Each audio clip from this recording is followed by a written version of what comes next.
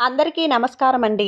జగద్గురు శ్రీకృష్ణ ఛానల్‌కి స్వాగతం. ఈరోజు కార్తీక మాసపు ప్రారంభం.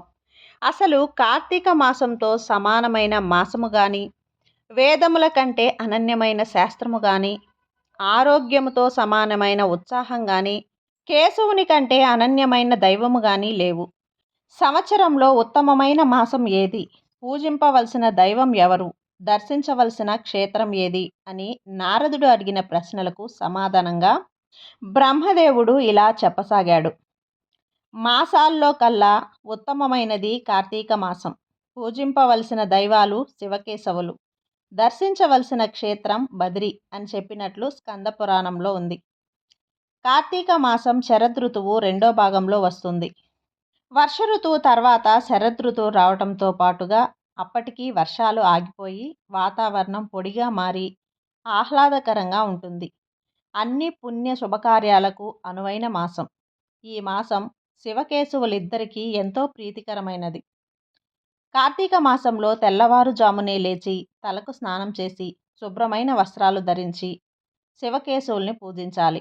ఈ మాసంలో తులసి కోటకు పూజ చేయటం కూడా అత్యంత పుణ్యప్రదం. ఇక కార్తీక మాసంలో మనం వినవలసిన కార్తీక పురాణంలోని మొదటి రోజు పారాయణం. ఒకరోజు నైమిసారణ్యంలో సౌనకాది మహామునులు కలిసి గురుత్యులైన సూత మహర్షితో ఇలా కోరారు. ఓ మహాత్మా, మీ ద్వారా ఎన్నో పురాణ ఇతిహాసాలను, వేదాంగాల రహస్యాలను గ్రహించాము. కార్తీక మాసం మహత్యాన్ని కూడా వివరించండి.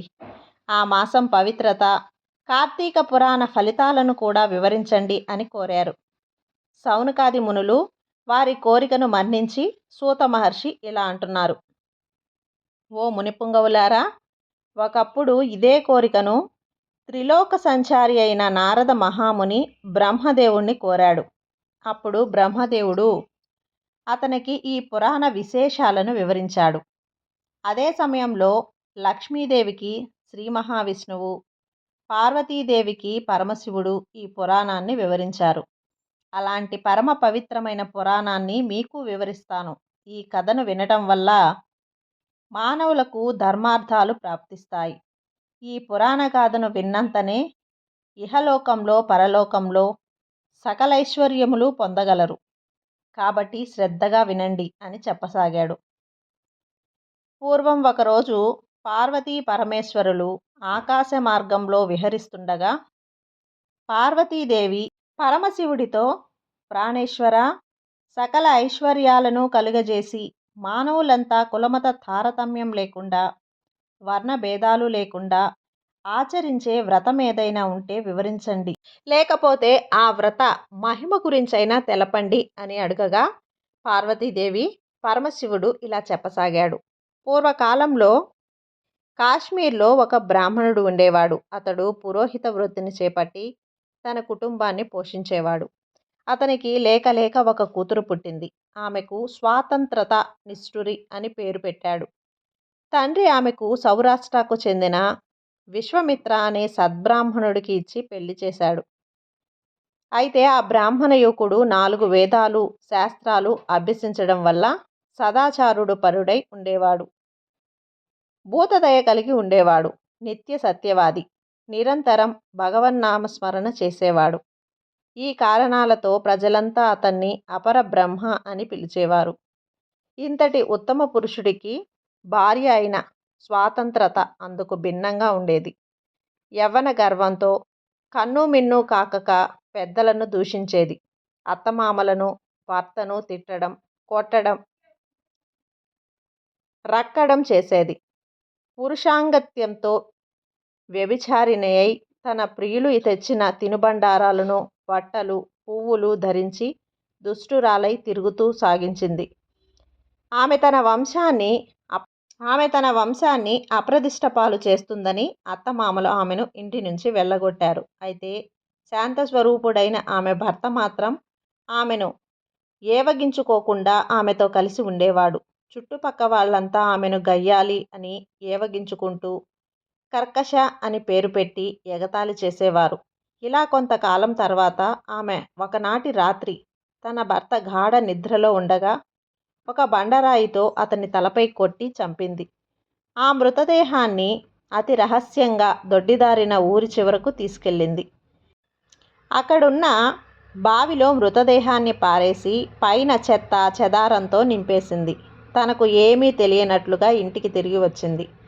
తనకిక ఎదురు లేదని, అడ్డు అదుపు ఉండేది కాదని అహంకారం పెరిగి ఇష్టారాజ్యంగా తిరగసాగింది.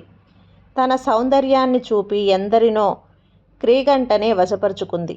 వారి వ్రతాలను పాడుచేసి నానాజాతి పురుషులతో సంభోగిస్తూ వర్ణ సంకురాలు అయి అంతటితో ఆగకుండా కన్యలు, పెళ్ళైన మహిళకు దురదృష్టులు నేర్పి పాడుచేసి విటులకు వారిని అప్పగిస్తూ ధనార్జన చేయసారంభించింది. ఆ తర్వాత ఆమె యవ్వనం క్రమంగా నశించడం ఆరంభమైంది. వయసు పైబడసాగింది. చేసిన పాపాలకు గుర్తుగా శరీరంపై పుండ్లు ఏర్పడ్డాయి. వాటి నుంచి చీము, రక్తం కారుతూ క్రమంగా కుష్ఠువ్యాధి బారిన పడింది. రోజు రోజుకు ఆమె శరీర పటుత్వం కృశించి కురూపిగా మారింది. యవ్వనంలో ఆమె కోసం వంతుల వారీగా ఎగబడే విటుల్లో ఒక్కరూ ఎప్పుడు ఆమె వైపు కన్నెత్తి కూడా చూడటం లేదు. అలా కొంతకాలం ఆమె ప్రత్యక్ష నరకాన్ని చూసి చూసి పురుగులు పట్టి చనిపోయింది. బతికినన్ని రోజులు ఒక పురాణ శ్రవణమైనా చేయని పాపి కావటంతో భయంకరంగా కనిపించే యమకింకరులను ఆమె యముని ముందు హాజరుపరిచాడు. చిత్రగుప్తుడు ఆమె పాపపుణ్యాలను ఏకరుపు పెట్టాడు. పాపాలకు ఎర్రగా కాల్చిన ఇనుప స్తంభానికి కట్టాలని పాపులను, విటులతో సుఖించినందుకు ఇనుప స్తంభాన్ని కౌగలించుకోవాలని ఆదేశించాడు. భర్తను బండరాయితో కొట్టి చంపినందుకు ఇనుప గదలతో ఆమెను మోదాలని ఆదేశించాడు. పతివ్రతలను వ్యభిచారిణులుగా మార్చినందుకు సలసలగాగే నూనెలో వేశాడు. తల్లిదండ్రులు, అత్తమామలను అపకీర్తి తెచ్చినందుకు సీసం కరిగించి నోట్లో, చెవిలో పోశారు. ఇనుప కడ్డీలు కాల్చి వాతలు పెట్టారు. కంబీపాకంలో వేశారు. ఆమె చేసిన పాపాల ఫలితాలను ఆమె ఒక్కతే కాకుండా ఇటు 7 తరాలు, అటు 7 తరాలు నరక బాధలు అనుభవించసాగారు. ఆ తర్వాత ఆమె నీచ జన్మలు ఎత్తుతూ క్రిమికీటకాలుగా పుట్టి చివరకు 15వ జన్మలో కళింగ దేశంలో ఒక కుక్కగా జన్మించింది.